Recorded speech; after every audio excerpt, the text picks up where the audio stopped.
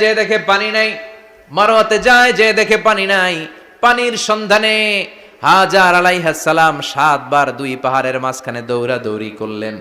ওই পাহাড়ের মাঝখানে এই মহিলার পায়ের ছাপ লেগে গেল। এই দৌড়াদৌড়িটা আরশের উপর থেকে আল্লাহ এত সুন্দর উপভোগ করেছেন। আল্লাহর কাছে এই মহিলার দৌড়াদৌড়িটা এত ভালো লেগেছে, কিয়ামত পর্যন্ত সব হাজীদের জন্য এই জায়গায় দৌড়াদৌড়িটা আল্লাহ ওয়াজিব করে দিয়েছে। এই জায়গায় দৌড়াদৌড়ি না করলে হজ হবে না, উমরা হবে না।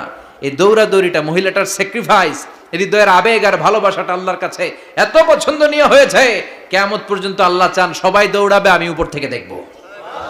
ওয়াজিব করে দিলেন। যার পা যেই জায়গায় লাগছে খালি বরকত। হঠাৎ কলকল কলকল আওয়াজ শুনতে পেলেন। সাফা মারওয়া থেকে দৌড়ে আসলেন কাবার কাছে। এসে দেখলেন ফেলে রাখা দুধের বাচ্চা ইসমাইলের পায়ের ধাক্কায় জমিন থেকে